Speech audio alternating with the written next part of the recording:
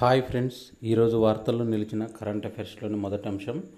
తెలంగాణలో విద్యా కమిషన్కు పచ్చ జెండా ఊపింది రాష్ట్ర ప్రభుత్వం. ఉత్తర్వులు జారీ చేసిన ప్రభుత్వము త్వరలో చైర్మన్, 3 సభ్యుల నియామకం, మెంబర్ సెక్రటరీగా ఐఏఎస్ అధికారిగా ఉంటున్నారు.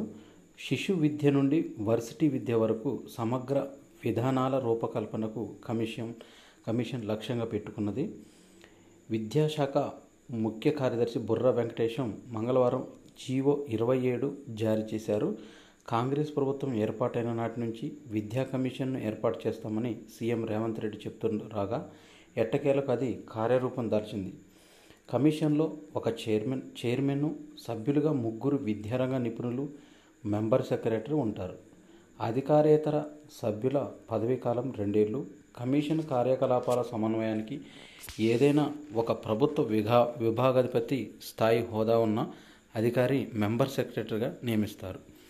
అయితే ఐఏఎస్ అధికారిని ఆ హోదాలో నియమిస్తారు. ప్రభుత్వానికి సిఫార్సు చేసేందుకు కమిషన్ వివిధ భాగస్వామ్య పక్షాలతో విస్తృత సంప్రదింపులు జరపొచ్చని తెలిపారు. అధ్యయనం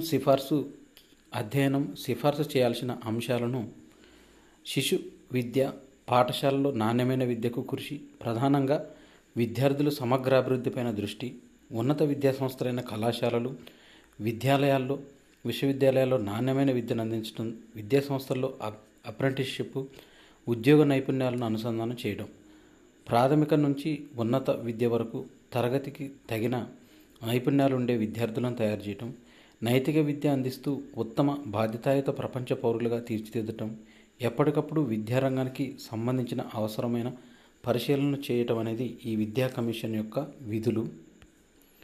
ఆర్టిఫిషియల్ ఇంటెలిజెన్స్ హబ్గా తెలంగాణ రాష్ట్రాన్ని తీర్చిదిద్దాలని, ప్రపంచానికి ఆదర్శంగా ఎదగాలన్న లక్ష్యంతో ప్రభుత్వం పెట్టుకుంది. 25 కార్యక్రమాలతో ప్రణాళిక చేసింది. 5-6 తేదీల్లో హెచ్ఐసిసిలో అంతర్జాతీయ సదస్సును ఏర్పాటు చేస్తుంది. వేర్వేరు అంశాలపైన దిగ్గజ నిపుణులపైన చర్చలు జరుపుతుంది. పలు కంపెనీలతో ఒప్పందాలు చేసుకొని ఉన్నట్లు ప్రభుత్వ ప్రత్యేక ప్రధాన కార్యదర్శి జేఎస్ రంజన్ తెలిపారు. ఏఐ అంతర్జాతీయ సదస్సు నేపథ్యం చూసినట్టయితే ఇది ప్రతి వ్యక్తి కూడా ఏఐని ఉపయోగించేందుకు వివిధంగా సాంకేతికత అందుబాటులోకి వచ్చేసింది. ఔత్సాహిక పరిశోధకులు, ప్రభుత్వం ఎలా సహకరిస్తుందనేది, ఉదాహరణకు వ్యవసాయం పైన ఏఐ అల్గారిథమ్స్ తయారు చేయాలనుకుంటే ప్రభుత్వం వద్ద ఉన్న ఏళ్ల తరబడి వ్యవసాయ సమాచారం ఉపయోగపడుతుంది. దీన్ని గిగా స్థాయిలో ఉండాలని కంప్యూటర్ సామర్థ్యం, దాని ఖర్చు. చిన్న స్టార్టప్ కంపెనీల వారు ఏఐ మీద ఏదైనా పరిశోధన చేయాలంటే వారి వద్ద ఉన్న 4-5 డెస్క్టాప్లు, ల్యాప్టాప్లు సరిపోవని తెలిపారు.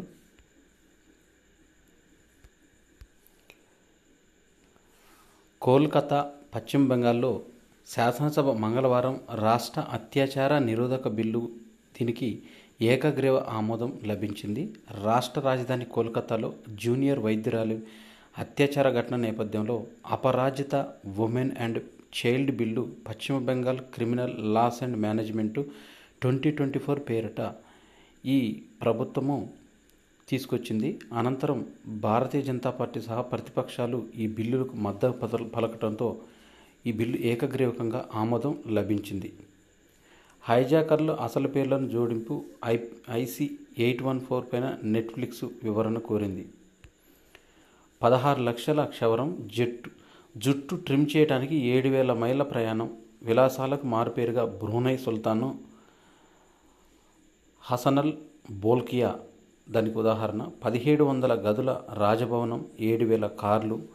ఇక 22 ఏళ్లుగా రాజుగా పగ్గాలు చేపట్టిన ఇతను 1946లో రాజకుటుంబంలో జన్మించిన సుల్తాన్.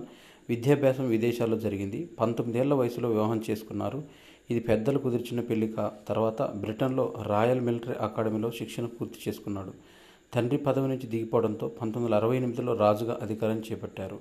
ఆయన తన ప్రైవేటు జెట్ విమానంలో 7,000 మైళ్ళు ప్రయాణించి లండన్లో ది డోర్చెస్టర్ హోటల్లో షురకును వద్ద వెళ్ళి క్షవరం చేసుకుంటారు. ఈ విషయం 2009లోనే డైలీ మెయిల్ పత్రిక పెద్ద కథనంగా రాసింది. దాదాపు $20,000 అంటే 16.5 లక్షల క్షవరానికి వెచ్చించుతారు. చిత్రకళ అంటే ఆయనకు వల్లమాలిన అభిమానం.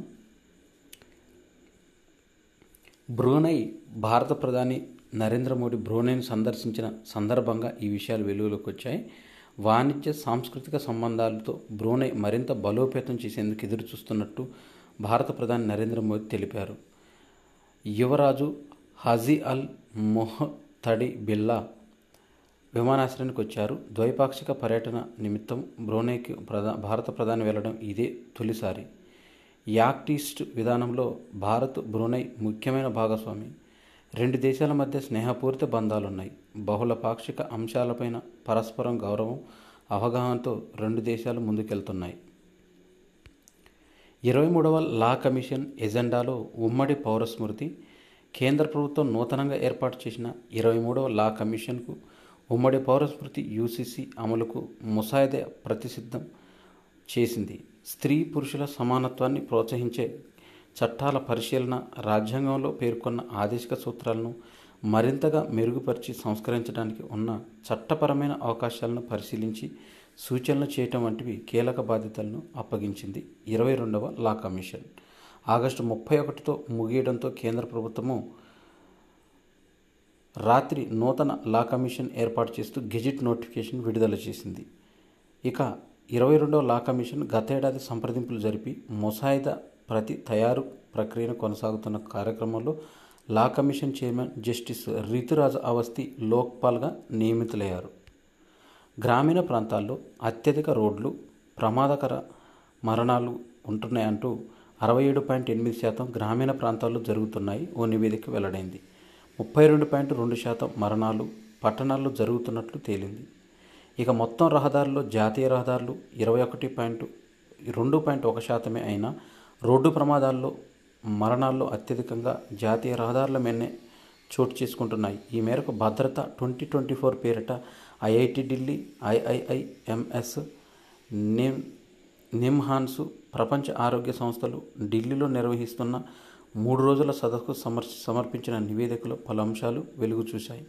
2022లో ప్రతి 100 కిలోమీటర్ల జాతీయ రహదారిపై జరిగిన రోడ్డు ప్రమాదాల్లో 45 మంది మరణించారు.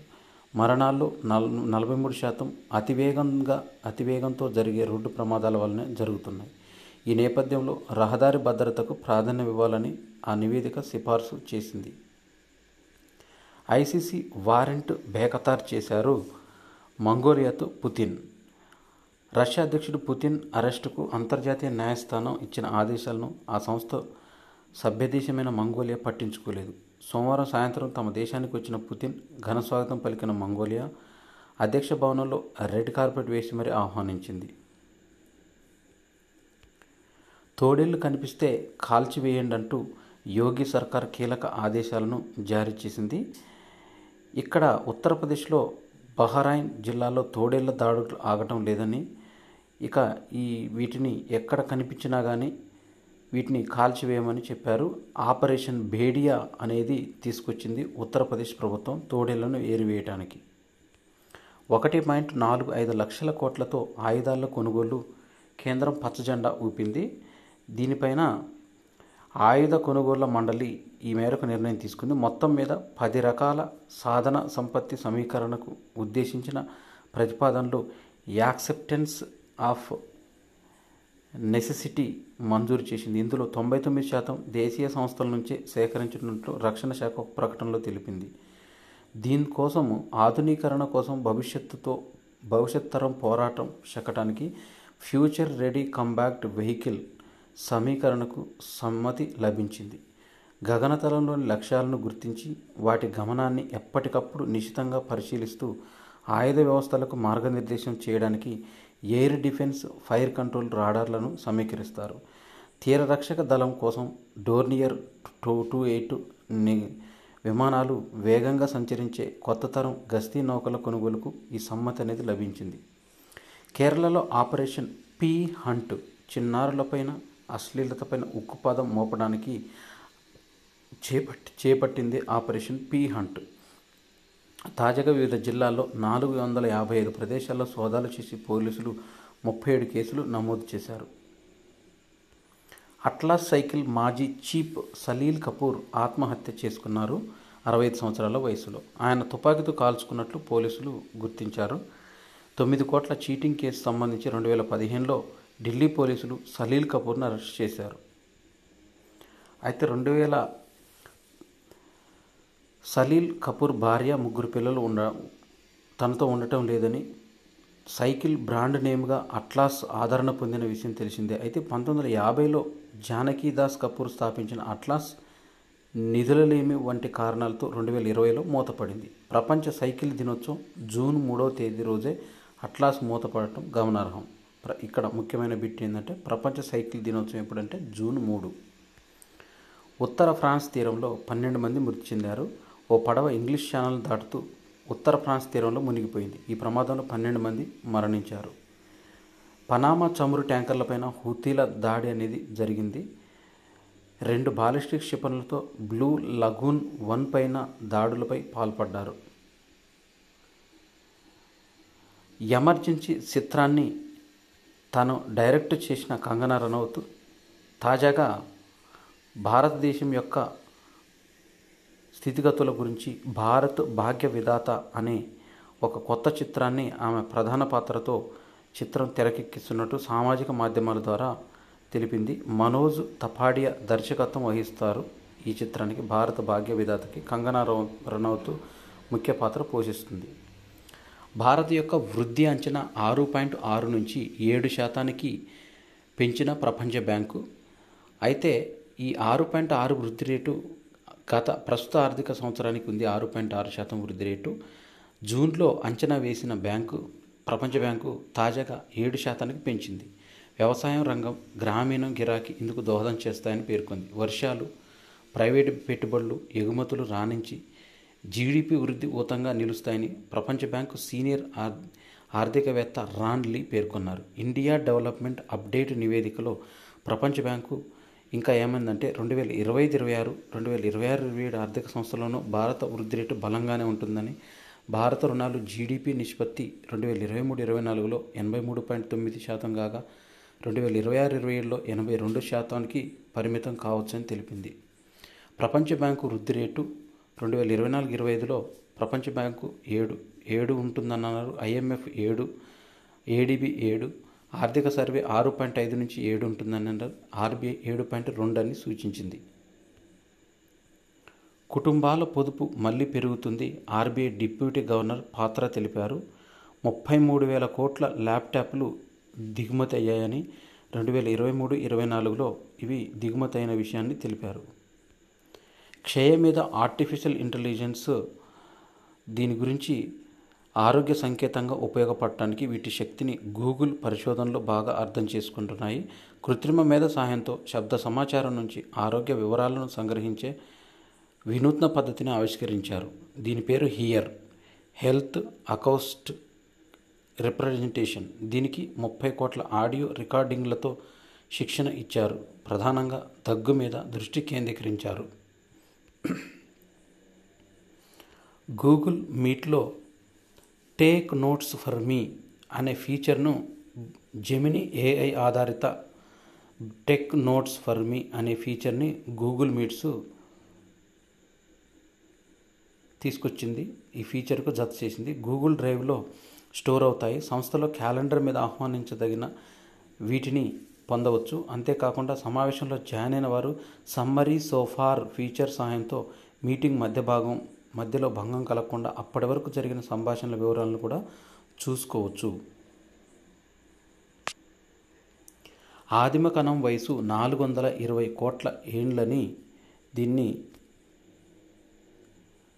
దీనికి సంబంధించిన వివరాలను 390 కోట్ల క్రితమే ఆవిర్భవించినట్లు బయటపడింది. లోక కొంతవరకు ఆధునిక బ్యాక్టీరియాను పోలి ఉంటుంది. భూమి ఇంకా ఏర్పడుతున్నప్పుడే, అంటే తీవ్రమైన వేడి వాతావరణంలో ఆక్సిజన్ అంతగా లేని దశల్లో ఈ కణం మనుగడ సాగించడం విశేషం.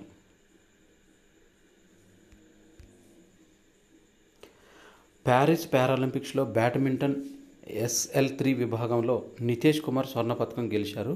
2024 సెప్టెంబర్ 2న జరిగిన ఫైనల్లో నితేష్ 21-14, 18-21, 23-21 తేడాతో టోక్యో రజత పతక విజేత డేనియల్ బెథెల్ గ్రేట్ బ్రిటన్ పైన విజయం సాధించారు.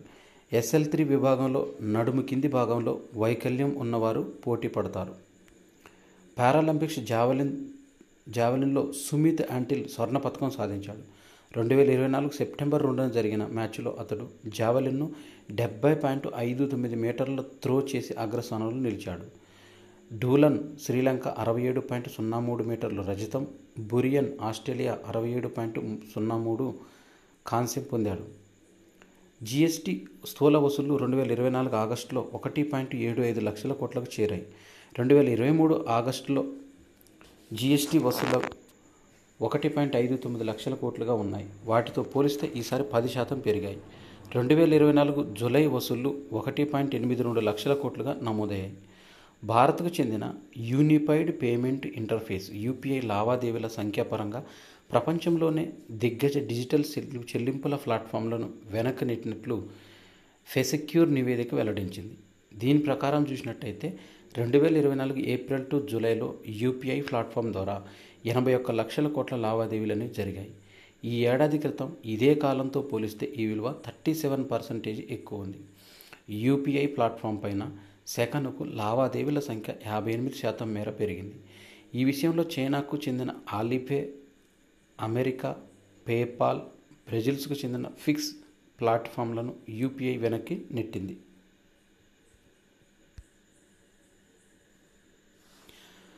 అథ్లెటిక్స్లో మానసిక వైకల్యం ఉన్నప్పటికీ పారాలింపిక్స్లో పతక విజేతగా నిలబెట్టింది జివాంజీ దీప్తి. పారాలింపిక్స్లో పతకం నెగ్గిన తొలి క్రీడాకారిణిగా తెలుగు రాష్ట్రాల నుంచి ఘనత సాధించింది. మంగళవారం 400 మీటర్ల T20 విభాగంలో దీప్తి 3వ స్థానంలో నిలిచింది. ఈ విభాగంలో ప్రపంచ రికార్డుతో పారాలింపిక్స్లో అడుగుపెట్టిన దీప్తి ఫైనల్లో తడబడిన పట్టుదలతో పరుగెత్తి పోడియంపై నిలవగలిగింది. ఈ క్రీడల్లో భారత్కు ఇది 16వ పతకం కావడం విశేషం.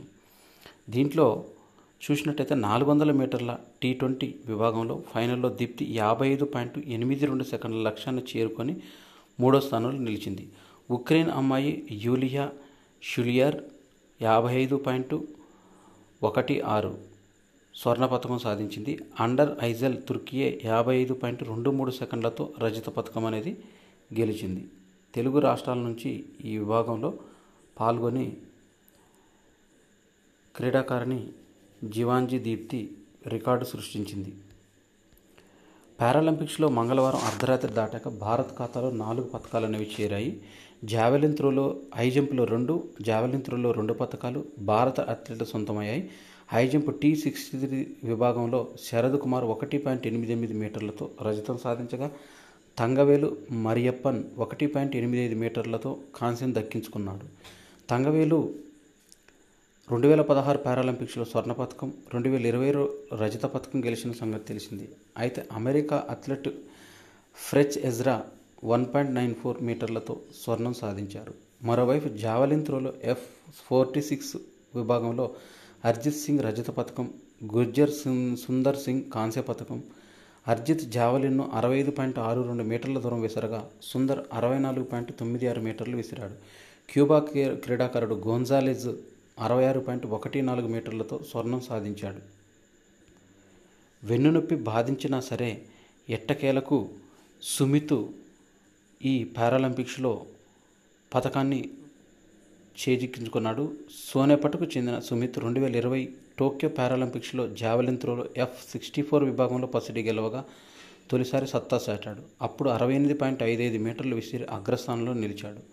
ప్యారిస్లో అతడు స్వర్ణమే గెలవడమే ధ్యేయంగా బరిలో దిగాడు. ఈసారి 70.59 మీటర్ల త్రోలో పసిడి పట్టేశాడు.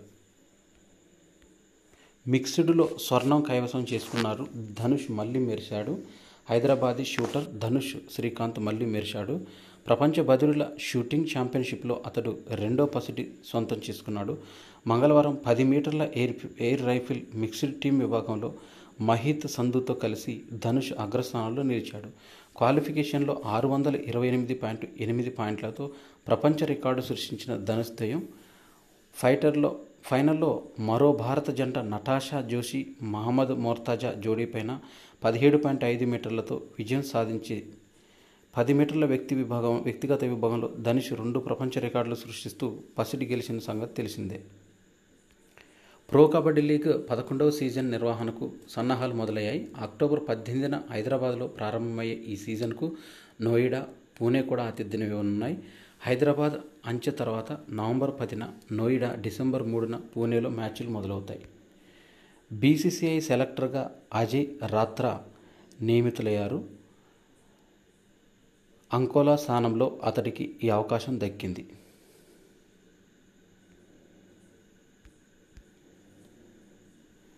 ఇవి సెప్టెంబర్ 4, 2024కు సంబంధించిన కరెంట్ అఫైర్స్. ఈ వీడియోలో చర్చించిన ఇంపార్టెంట్ పేపర్ కటింగ్స్ అన్నీ కూడా నేను కమ్యూనిటీలో వీడియో లింక్తో పోస్ట్ చేస్తాను. అక్కడ ఆ కమ్యూనిటీకి సంబంధించిన ఈ పేపర్ కటింగ్స్ అనేవి చదువుకోవడానికి చాలా సులభంగా ఉంటుంది. ఈ వీడియో నచ్చినట్టయితే లైక్ చేయండి, షేర్ చేయండి, కామెంట్ చేయండి. నా ఛానల్ సబ్స్క్రైబ్ చేసుకోవడం ద్వారా నేను చేసే వీడియోస్ అన్నీ కూడా మీకు నోటిఫికేషన్ రూపంలో వెలువడతాయి. Thanks for watching.